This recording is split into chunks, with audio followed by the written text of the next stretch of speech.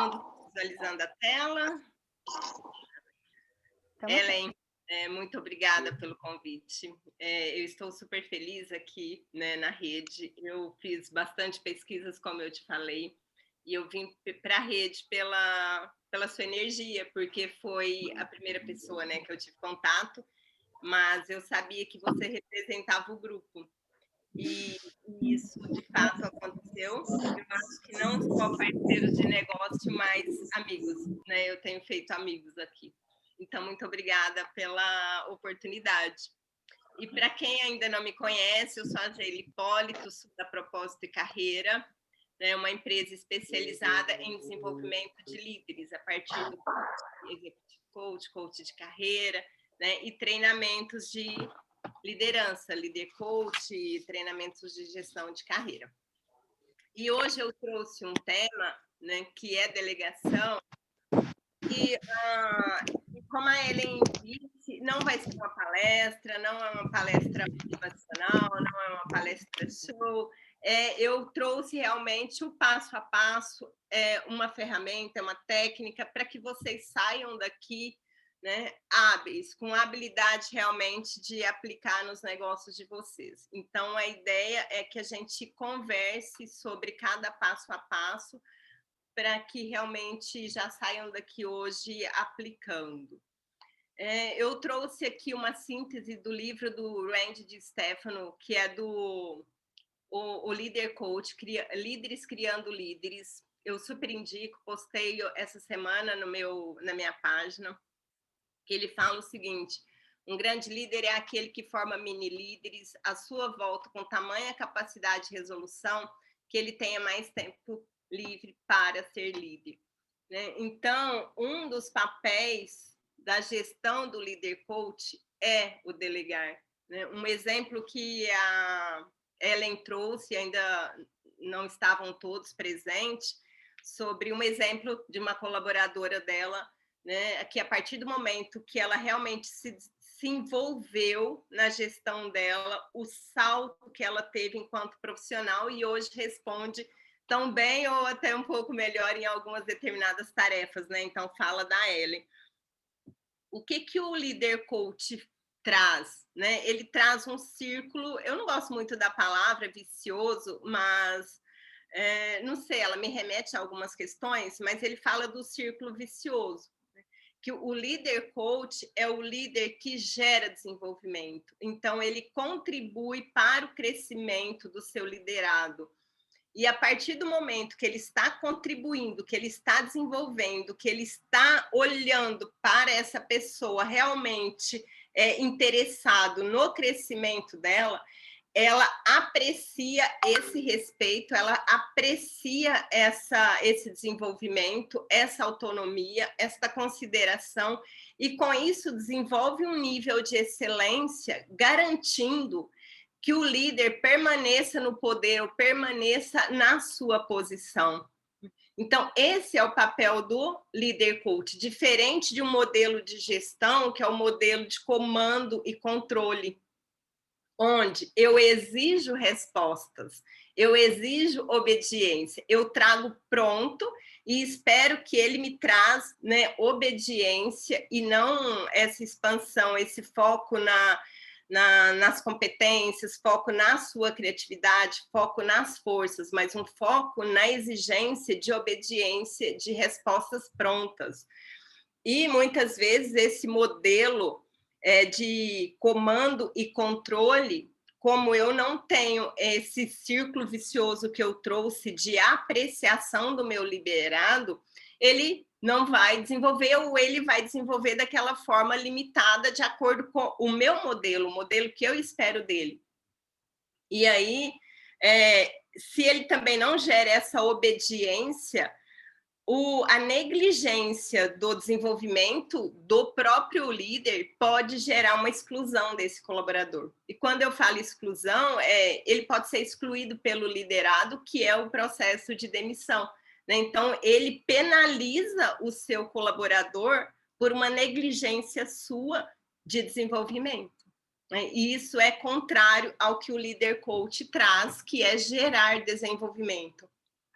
A partir de um foco em competências, foco nas forças do seu liderado, a partir de estabelecer uma visão comum entre equipes e a visão do negócio, a visão do empresário, do líder, a partir de um gerenciamento de pessoas para que elas concluam projetos, né, sem que... E ele sabe que, ao concluir projetos, trazer resultados, ele não faz isso sem um bom gerenciamento das pessoas, a partir de feedbacks constantes, feedbacks efetivos, feedbacks construtivos, né, com foco nas forças do colaborador. E para que eu gere um feedback efetivo, eu primeiro tenho tido que delegar as tarefas, né? Como eu vou fazer um feedback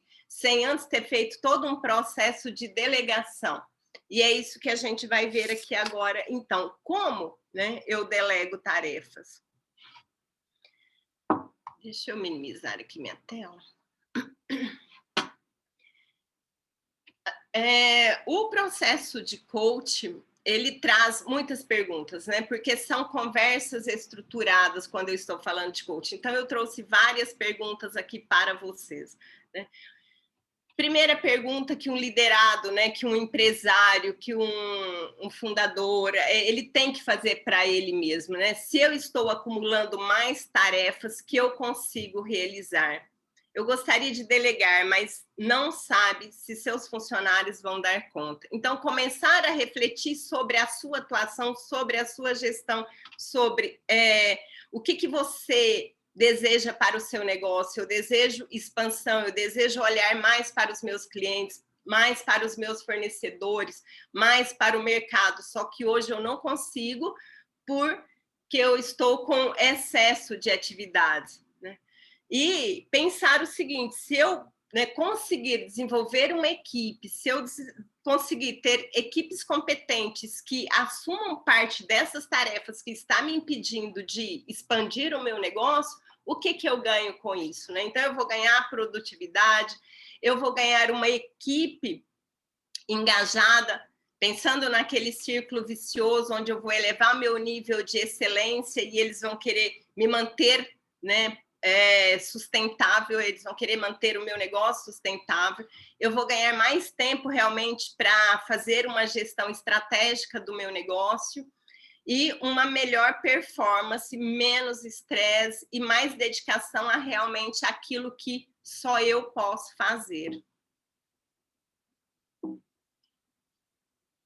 Peraí. Opa. Tá, mas o que é delegar? Delegar, então, eu vou transferir para alguém, eu vou transferir para a minha equipe um nível de autoridade para realizar tarefas, né, específicas relacionadas ao trabalho. Tá? Então, aquilo que eu detenho, que está comigo, eu delego parte desta autoridade para a minha equipe. E aí vem algumas crenças, o tanto que a gente fala isso em diversos assuntos, né? Crenças e atitudes relacionadas à delegação, tá, Geila? Mas o que é crença? Crença é tudo aquilo que eu tenho como verdade. Então, se eu tenho como verdade, isso a gente entende que isto é bom, né? Que isto me favorece, que isso é o certo. E aí a preocupação da gente realmente buscar este autoconhecimento e pensar a minha gestão, o meu modelo de atuar na minha empresa está pautado em quais atitudes, em quais crenças, e se essas crenças realmente estão favorecendo o meu negócio, estão me favorecendo enquanto líder, ou isso está me limitando? Tá, e quais crenças geralmente são as mais evidentes aí no processo de delegação? É mais rápido quando eu faço? É melhor quando eu faço? Os meus colaboradores não sabem, não conseguem fazer sozinho, não têm competências suficientes, não vão gerar a qualidade que eu espero. Um bom líder tem que dar conta de tudo. Isto é muito comum né, para eu gerar credibilidade, para minha equipe me ver como realmente um profissional diferenciado, eu preciso dar conta de tudo, eu tenho que ter todas as respostas, eu tenho que ter todas as soluções, eu tenho que iniciar, eu tenho que pensar no planejamento. A minha voz, ela é essencial. Se eu não iniciar e terminar uma reunião estruturada, eu estou perdendo a minha autonomia, eu estou perdendo a minha competência técnica. Como que os meus liderados vão me ver se eles vão acharem que eles sabem mais do que eu? Isso coloca em risco a minha credibilidade perante a minha equipe. E isto é uma forte crença, que a gente realmente vê isso muito no mercado. Né? Preciso ter certeza de que nada vai dar errado. Então, é a não permissão do erro. E a gente sabe que em todo ambiente criativo, ambiente inovador, o erro ele tem que ser inerente a esses processos. Né? Claro que a gente não está falando de erros operacionais repetitivos. O erro operacional repetitivo são outras questões que realmente é falta de acompanhamento, falta de treinamento. Mas se eu gero um ambiente de criatividade onde eu permito que a minha equipe tenha voz, porque eu não acredito que eu tenho que saber tudo, que eu tenho que dar conta de tudo, esse erro ele é inerente a este ambiente.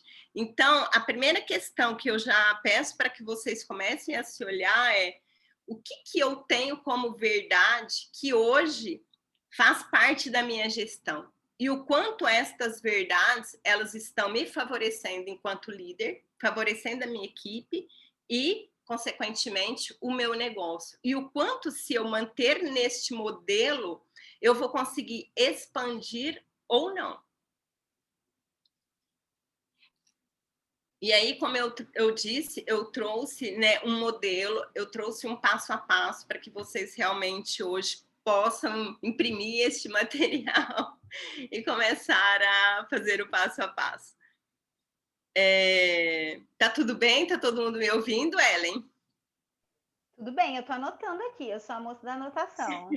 Sim, tá tudo bem, tô ouvindo. Tá bom, é que é um silêncio, parece que eu tô sozinha, né? Engraçado. Então, o primeiro passo é identificar o que pode ser delegado. Segundo, planeje prioridades, prazos e quem fará o quê. Terceiro prazo, organize condições e recursos. Quarto passo, comunique as novas atribuições. Quinto passo, motive para obter cooperação. Sexto passo, monitore o andamento das tarefas. E depois, no final, avalie o resultado final e dê feedbacks. Tá, então, o primeiro, identifique o que pode ser delegado. E aí são perguntas para o líder fazer, né? Esta tarefa é realmente minha? É uma atribuição do meu cargo enquanto proprietário, enquanto executivo, enquanto líder operacional, líder tático, líder estratégico? É um papel do meu cargo? Está entre as minhas prioridades? Se todas as respostas forem sim, então exclua essas tarefas da lista de delegação. Todas as outras são delegáveis. Esse finalzinho aqui é um pega, né? Então é o seguinte: o que é realmente meu? O que é realmente do meu cargo? O que é realmente meu enquanto proprietário? São minhas prioridades? Se não, são delegáveis. O que é sim, fica contigo. É claro que aqui vai depender do seu nível de apego, né? Então, o ideal é ter realmente um bom autoconhecimento sobre si, sobre suas crenças, sobre aquilo que eu não quero soltar, que eu tenho como apego, e realmente conhecer quais são os papéis de um gerente, quais são os papéis de um proprietário, de um diretor, de um presidente. Porque senão eu mesmo... E pedir ajuda, né? De repente você pode pedir ajuda para um mentor, ajuda para alguém, né, da sua confiança, para um outro empresário que é de sua confiança, para entender realmente se você está sendo justo ou se está usando lá as suas verdades para continuar com essas tarefas para si. Planejar as prioridades, prazos e quem fará o quê. O segundo passo, respondeu aquelas questões. O que não é seu, então eu vou planejar isso. Quais as tarefas são prioritárias para que eu comece a delegar para a minha equipe, para que eu realmente tenha um resultado esperado a médio, curto, longo prazo. Quais são as pessoas mais indicadas para realizar cada tarefa? Não tem nada mais desmotivador, posso dizer desesperador, do que receber uma tarefa, ser imbuído de uma tarefa de que eu não estou preparado. Então, no final, a gente fala do nível de maturidade da sua equipe para estar assumindo realmente novas tarefas. Então, eu tenho que conhecer a minha equipe, eu tenho que saber quais são as forças, quais são as competências de cada um, qual que é a expectativa, a motivação, o que essa equipe espera para ela. Então, eu preciso sentar, eu preciso conhecer, eu preciso mapear qual que é a formação dela, né? O que ela busca, para que eu realmente delegue essas atividades para as pessoas certas, né? A pessoa certa, com a função certa, isso gera um ganho, um nível de excelência, um salto muito grande. O contrário entra naquele processo de exclusão que a gente diz, né? Se eu não respondo, eu acabo sendo excluído dessa equipe, eu acabo sendo demitida por uma questão de que o líder não se envolveu em quem realmente é este profissional. As atividades delegadas são compatíveis com a carga de trabalho dos colaboradores? Outra questão, quanto mais o colaborador responde, quanto mais agilidade, mais qualidade, mais ele recebe novas atribuições. Isso é algo que a gente vê muito no corporativo. Isso sobrecarrega, estressa, leva à exaustão e leva à desmotivação. Porque o colaborador, ele percebe isso como uma gestão permissiva ao baixo desempenho.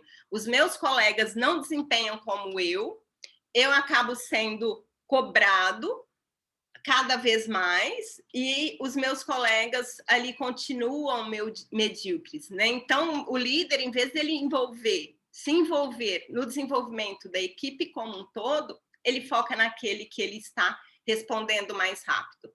E isso gera sobrecarga, desmotivação, frustração, estafa e etc. E gera o senso de injustiça por uma questão de uma liderança, uma gestão permissiva ao baixo desempenho dos outros, não dele, né?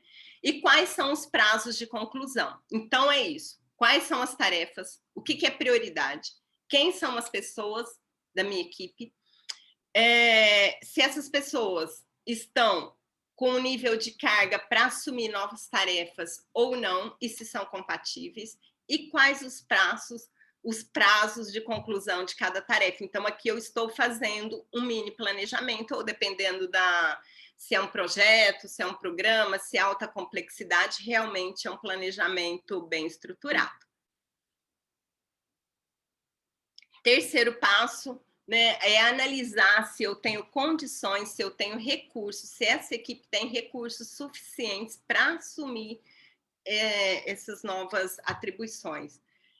Que recursos exigem, o que eu tenho, o que está disponível e qual o grau de envolvimento que você deseja ter.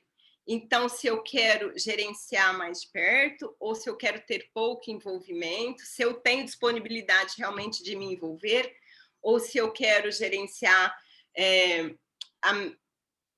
a distância, e aí você vai determinar qual que é o seu nível de gerenciamento.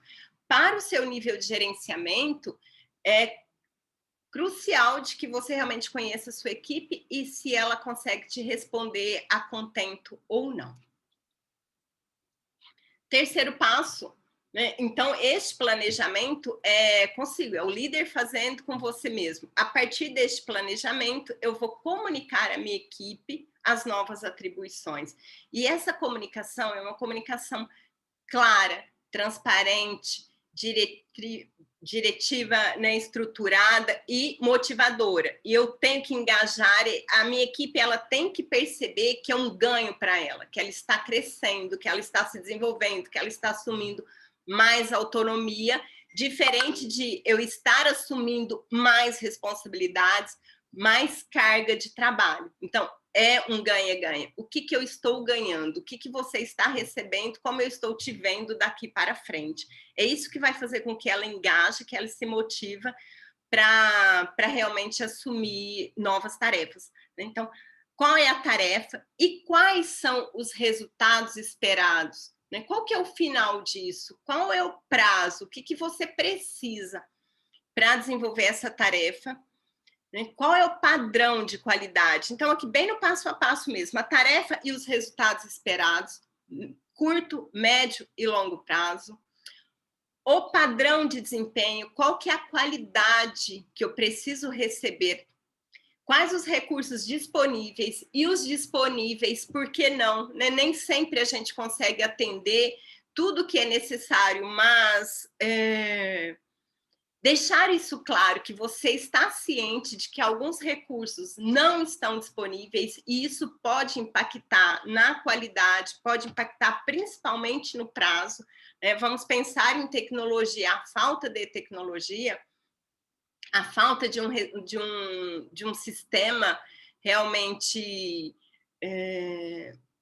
um bom sistema, isso impacta na agilidade da entrega. Mas você dizendo que está ciente disso, não deixa essa responsabilidade para o seu liderado.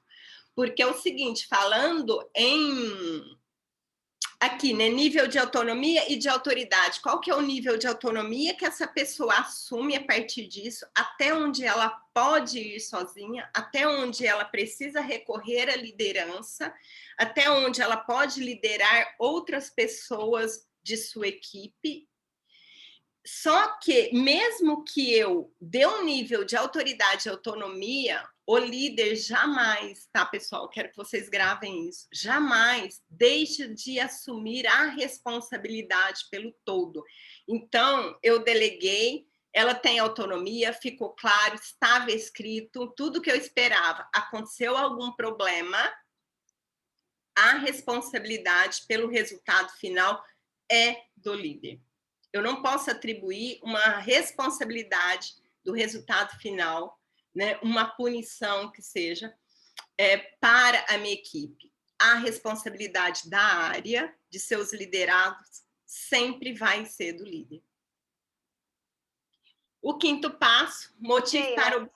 Só um detalhe nesse sentido, e é mágico, né? Porque, assim, a gente como líder... trazer essa responsabilidade para a gente, eu acho que é um fator mágico, porque a primeira coisa que eu vejo muitos líderes fazendo é culpando o insucesso da empresa na questão dos colaboradores, né? Sendo que a responsabilidade do todo é toda dele, né? O Ellen só não culpa, como também pune. Leva-se, os colaboradores levam-se a culpa, isso gera um senso de injustiça, não só por aquela equipe, mas como a comunicação a gente sabe que ela é relâmpago, isso vai para a empresa toda. Isso gera um senso de injustiça muito grande. E aí vem a frustração e vem o descrédito do líder. O líder, ele perde a sua confiança, de repente, conquistada a longo prazo, mas ele vai perder por não assumir. Então, ele vai culpar alguém, ele pode punir com um desligamento, que é muito comum, gente. Quando a gente está, principalmente nas grandes organizações, isso é muito comum, o líder ele se esquivar por não ter acompanhado, ou sim por ter aprovado alguma decisão e depois, no final, essa decisão ela não era melhor para a empresa, ele acaba punindo o seu liderado. E isso tem um efeito negativo extremamente grande para a organização como um todo, não só para aquele time. Bom, a partir então, de todo esse planejamento, de toda essa autonomia, qual que é um dos penúltimos passos? Enfatizar os bons resultados esperados. O que eu espero e o quanto eu reconheço isso. Demonstrar confiança na capacidade dos seus colaboradores, porque é o seguinte, de repente eu delego, eu faço todo o planejamento, eu reúno essa equipe, eu tenho uma boa comunicação, eu vou lá, eu esclareço isso com muita clareza, mas depois eu começo a fazer o microgerenciamento. Todos os dias eu passo, eu dou risada porque isso também é muito comum. Eu passo na minha equipe para eu me certificar de que ela é capaz, de que ela está fazendo. Isso é um microgerenciamento. Não tem nada mais desmotivador do que eu não ser, né, visto como competente com o meu líder, para com uma empresa. E aí vem o grau, né, de envolvimento que você pode ou deseja ter, a gente já falou um pouquinho disso, e delegue tarefas compatíveis com o grau. Então, tá vendo? Em vários passos a gente traz alguns pontos já citados pelo grau de importância. Eu vou enfatizar o que eu espero, eu vou demonstrar confiança, eu vou demonstrar qual que é o grau de envolvimento que eu vou desejar ter, então isso também entra num acordo. Olha, eu quero reuniões diárias, eu quero reuniões semanais ou mensais, tudo isso é acordado. A partir do momento que eu delego as tarefas compatíveis para cada grupo. E aqui é o monitoramento. Realmente, se eu acordei com esta equipe que eu vou fazer um acompanhamento periódico, se isso é no final de todos os dias, ou se é semanal, ou se é mensal, eu realmente tenho que fazer isso, porque senão eu não estou delegando, eu estou delargando. É uma outra questão que é comum. Então tá, eu já fiz um planejamento, eu já disse exatamente o que eu espero, eu conheço, eu acredito que ela é capaz de desenvolver, então eu delargo. E a pessoa, ela fica sozinha e ela se sente totalmente desamparada, e por outro lado, também isso gera um descrédito. O meu líder, ele simplesmente não me acompanha, ele não está dando importância para as minhas atividades, para o meu projeto. Então, tanto o microgerenciamento como o não gerenciamento gera a mesma sensação de frustração, de não sentir importante o suficiente para estar sendo acompanhado. E o último passo, avalie o resultado final e dê feedback. Então, quais foram os resultados? Qual foi a produtividade? Se isso estava dentro do esperado ou não esperado, né? O padrão de qualidade, o desempenho individual e da equipe, reconhecer o individual, reconhecer a equipe. E aqui eu trago, até copiei ela exatamente como está num teste que eu faço, um teste de perfil profissional que eu faço com todos os meus coaches. Tem uma pergunta que diz o seguinte: não gasto muito tempo comemorando os sucessos. Gente, nos últimos 3 meses que eu comecei a observar isso, todos os meus clientes, todos, disseram que não gastam tempo comemorando os sucessos. Então, se eu percebo que realmente eu tive um resultado que eu esperava, eu preciso reconhecer essa equipe. Eu preciso vibrar com a minha equipe. E quando eu estou falando de reconhecer os resultados, reconhecer o desempenho individual e da equipe, eu não estou dizendo de fazer grandes eventos, né? Eu estou dizendo que ali naquele momento, ou trazer alguém mais de uma outra posição para vir, para fazer a abertura de uma reunião, de apresentar isso, de enviar um e-mail para toda a equipe, ou se é um grande projeto, enviar um e-mail marketing para a empresa inteira. São ações que dependem de cada organização, mas é extremamente que eu reconheça, que eu valorize o desempenho desta equipe, que seja individual ou da equipe, né? Bom, e aqui eu trago alguns exemplos de níveis de experiência para que vocês analisem a própria equipe, né? Se o meu colaborador for pouco experiente, como que eu tenho que pensar, né, nele enquanto assumir novas atividades? Então, eu tenho que dizer como e mostrar. Vamos pensar o bebê quando ele começa a engatinhar, né? Eu vou lá, eu pego na mão, eu seguro, eu solto um pouquinho, depois eu seguro novamente. Se o meu colaborador não for experiente, eu preciso fazer isso. Eu tenho que entender que o nível de maturidade dele é o nível 1. Então, eu tenho que montar o planejamento, eu tenho que estabelecer os checkpoints, né, no que ele vai ter que reportar a você, aí é diário, é semanal, e eu tenho que rever cada etapa da tarefa e dar feedbacks constantes, feedbacks construtivos, efetivos, focando naquilo que você espera dele e não nos erros. Então, quando eu falo de um nível de maturidade de um colaborador, ou que seja de uma equipe inteira, eu estou realmente pensando no bebê onde eu seguro na mão dele.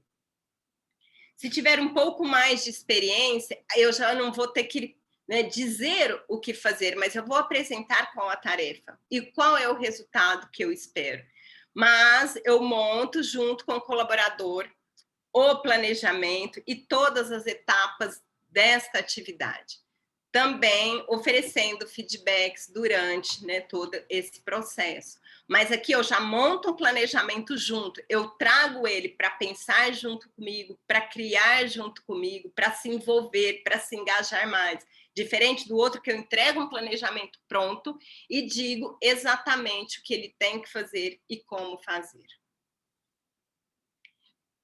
Se eu já estou no nível de maturidade, a gente pensa aí no nível de maturidade 1, 2, 3, né? Aqui já no nível 3, eu apresento a tarefa, eu indico o resultado desejado e peço que ele monte o planejamento. Olha o quanto a gente já começa a ganhar, né, tempo quando eu já solicito que ele monte o planejamento do programa, de um projeto, de uma tarefa, e eu vou só validar depois o planejamento junto com ele.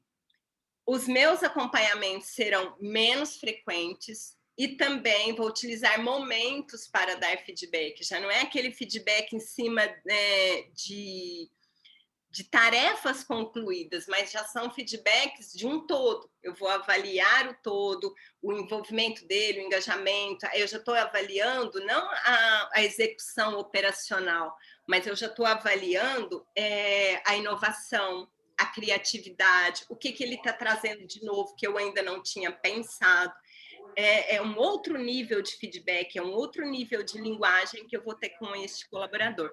E se ele for muito experiente, eu apresento a tarefa, eu apresento o que eu espero, o resultado desejado e os prazos, deixo o planejamento por conta dele, e também vou fazer acompanhamento só quando achar necessário e feedback só quando essa tarefa for concluída e sim, reconhecendo principalmente tudo aquilo que ele trouxe de além do que a gente tinha pensado juntos. Inovação, criatividade, o quanto ele foi referência para a equipe, referência na liderança, o quanto ele envolveu os pares, o quanto ele envolveu áreas correlacionadas, o quanto ele focou no cliente, no fornecedor, o quanto ele focou na sustentabilidade da empresa. Então, ele começa a ir muito além do seu papel de um executor. Aqui, ele já está tendo um papel de liderança, já nos 2 últimos níveis. E todos os nossos profissionais que estão nesses 2 últimos níveis de maturidade, é essencial que a tarefa que foi concluída, se ela foi concluída e é esperado no nível de excelência alto, cada vez mais eu tenho que atribuir mais autonomia, mais responsabilidade para que ele se sinta crescendo, se sinta importante nesta organização. Então, ele sente que ele realmente contribui com o negócio e não só com a sua área, não só com a sua função. É isso que vai gerar engajamento, é isso que vai gerar com que ele continue com você e potencializando você na sua posição. Oi, Geila, nós temos uma perguntinha da Cibele aqui. Ela colocou: o microgerenciamento não serve para corrigir um possível problema que possa surgir de forma mais rápida? Não, o microgerenciamento, depois a Marcela está aí, Thaís Galo está aí, elas podem colaborar. Para mim, o microgerenciamento é falta de confiança na pessoa. Se eu não confio, é porque ela não está preparada para a atividade. Se ela não está preparada, é porque ela não foi desenvolvida. Ou ela não foi né, a gente também tem um papel muito grande no processo seletivo. Essa pessoa, eu selecionei ela com um perfil que a vaga requer, começa aí o meu processo, né, de desenvolvimento. Eu trago alguém que tem um perfil que esteja alinhado com a vaga, com a posição que ela vai ocupar. A partir disso, eu realmente me envolvo no desenvolvimento, eu assumo o meu papel de líder, um líder que desenvolve, um líder professor, eu assumo esse papel, eu desenvolvo ela. Depois, se ela ainda está no nível 1, eu planejo as atividades junto com ela e eu acompanho, né? Eu tenho lá os checkpoints, os feedbacks próximos, constante, mas não porque eu preciso ficar microgerenciando, é porque eu estou desenvolvendo ela. Então, esses feedbacks, eles são evolutivos. Não é porque eu não confio no papel dela, não é porque ela... Se ela não está preparada, é porque eu não desenvolvi. Se ela está sendo preparada, eu vou acompanhar, porém... Sorry, Geila. Sim? É o Reginaldo. Desculpa interromper, mas é que nesse ponto eu sempre tenho uma dúvida. Não sei se podia fazer interação, Ellen, perdão. A gente, não, pode fazer sim, Reginaldo. Porque, para pegar o gancho no que você acabou de falar, quando a gente tem um colaborador que o processo seletivo, ele passou, ele teve o perfil da vaga, tinha as aptidões, só que daí passa 6 meses e você está com um colaborador que não consegue entregar. Você orienta, você treina. Eu sempre fico... A pergunta é, a minha dúvida como gestor, sempre assim, ó, é melhor eu insistir em retreinar, em entregar, né? Quantas vezes do que pegar do zero uma outra pessoa. Então, eu sempre me coloco numa interrogação com relação ao que dói menos, sabe? Sim. Porque vai passando o tempo, a pessoa conhece tudo do negócio, porém a tua expectativa não está recebendo, ela não está entregando, sempre fica, né, aquém do que você esperava, a expectativa. Sim, sim. Então, Reginaldo, eu acho que se você é um líder que se envolveu no processo de desenvolvimento dela, se você conhece, uma das falhas que eu vejo é não conhecer qual que é a expectativa deste colaborador. Ele está realmente na posição que ele gostaria? Ele está realmente no negócio que ele gostaria? Né? Qual que é as questões? Vamos pensar em missão e propósito mesmo. Quais são os talentos e as habilidades? Né? O que ele espera para o futuro dele? De repente, ele deseja algo totalmente contrário do que ele está fazendo.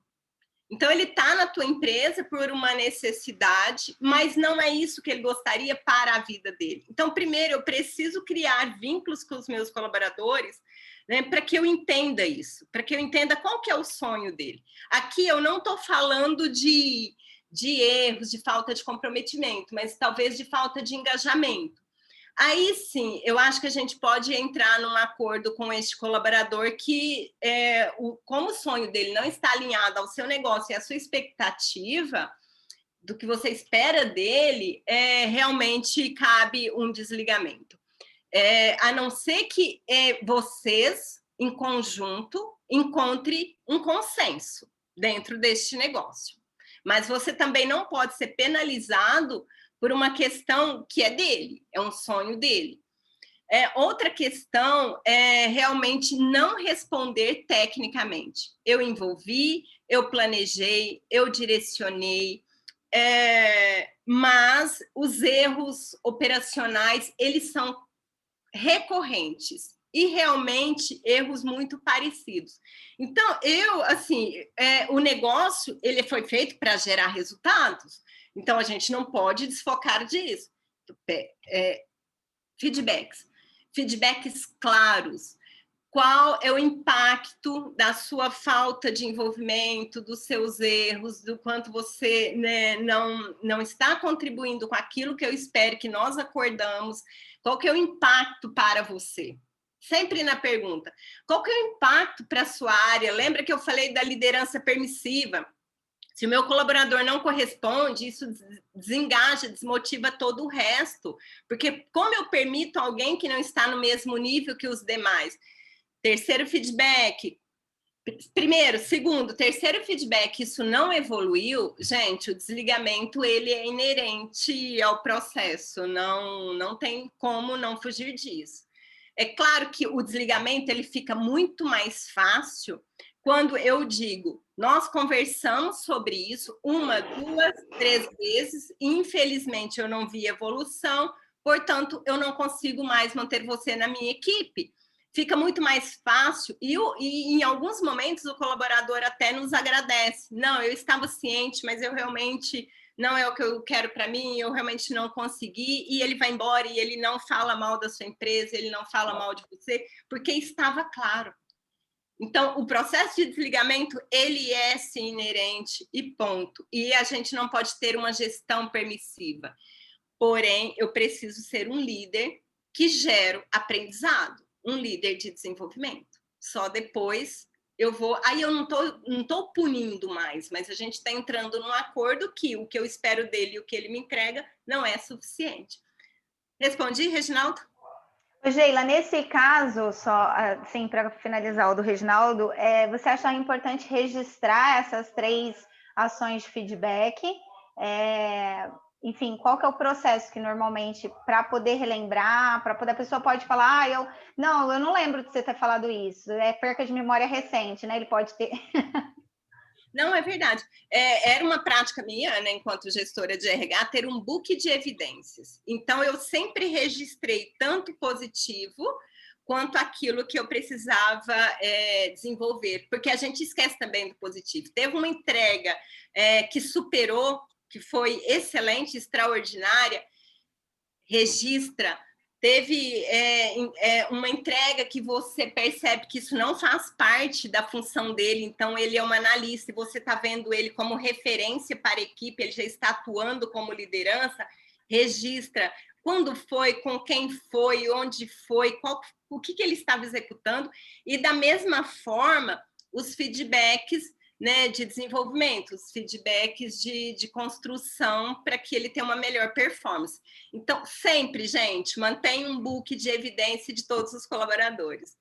Geila, eu tenho 1000 colaboradores, como que eu faço isso? Não, cada líder com a sua equipe. Né? Quanto maior a estrutura, mais líderes nós temos. Então, eu tenho líder operacional, líder tático, líder estratégico, cada um com seus liderados. Isso é super possível. E é muito importante, porque quando você vai dar um feedback, mesmo que seja um feedback ali de melhoria, você traz, olha, nesse momento, você não está respondendo por isso, mas eu vejo que em algumas situações você até supera. Então, por que em algum momento você está superando, você está tendo um feedback, um desempenho extraordinário, e aí você começa a conhecer a expectativa dele. E aqui você não está conseguindo entregar. Aí você começa a criar um alinhamento de visão sobre a performance dele e de visão do que você espera para a área e para o negócio. Mas, para isso, primeiro eu tenho que assumir o meu papel de líder. Eu tenho que... Geila, só um minutinho, Reginaldo. Esse slide, ele é o último, né? Isso. Tem um outro, mas aí já... Deixa eu passar aqui. Ok, é o último. Você quer falar um pouquinho sobre isso para a gente concluir? Porque como a gente está passando um pouquinho, aí a gente fica com as perguntas para o final, tá? Só para não estourar o tempo de quem tem outros compromissos nesse sentido, para a Geila concluir, e aí depois a gente abre, tá? Reginaldo e Tio Lê, aí a gente já faz a abertura, tá? Tá bom. Eu tô saindo, desculpa, Geila, parabéns. Não só foi perfeita, como já me ajudou na minha tomada de decisão. Valeu muito hoje. Obrigado. Maravilha. Obrigada, Reginaldo. Um abraço. Bom, pessoal, aqui é uma planilha que eu uso, é uma grade de prioridade que eu uso tanto para gerenciar tempo quanto ela para as duas questões, gerenciamento do tempo e delegação. Então, o líder, lá naquele primeiro slide, quando ele está perguntando se é dele, se é importante, né, ele traz para esta grade, primeiro quadrante, é difícil de fazer, mas me gera um alto resultado. Então, qual que é o tempo aqui de 0 a 10, né, de 0 a 5 que eu vou gastar para esta atividade? É difícil de fazer aqui embaixo, mas me gera um baixo resultado. Então, eu vou gastar tempo e isso não vai me gerar um grande resultado. Do outro lado, né, é fácil de fazer e me gera um alto resultado. E embaixo é fácil de fazer e me gera um baixo resultado. Então, o que desta grade de prioridade eu já começo a delegar para a minha equipe que está comigo? O que é fácil de fazer e me gera baixo resultado, o que é fácil de fazer e me gera também um alto resultado. E aqui, o que é difícil de fazer, mas também me gera um baixo resultado.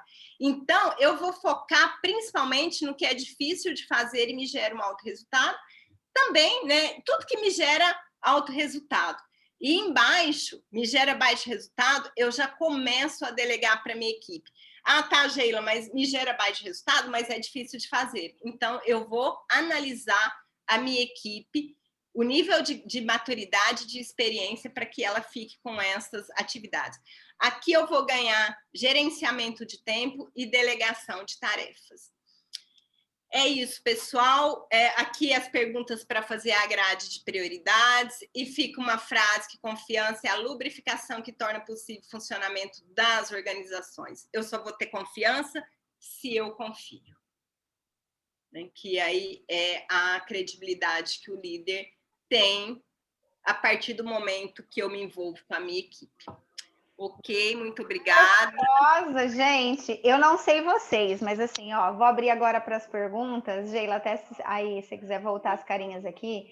Como eu disse, né, delegar é um desafio para mim, né? E para mim o conteúdo foi incrível. Eu até coloquei, aí talvez fica de insight para vocês, que eu vou tirar, eu normalmente, né, não trabalho na sexta, mas eu vou tirar minha sexta-feira para executar todos esses slides, né? Eu acho que esses slides, eles merecem um dia do nosso trabalho, um dia de entendimento, um dia de reflexão de aonde eu vou aplicar e como eu vou aplicar. Então, eu acho que mais do que só pensar, né, e muitas vezes só anotar, ele merece aplicar. Então, com carinho, eu vou tirar amanhã da minha sexta-feira para pensar nisso e para colocar a mão na massa. Muito obrigado pelo feedback. E agora a gente vai abrir para as perguntas, tá? Quem tiver outros compromissos, fiquem à vontade, a gente vai pausar a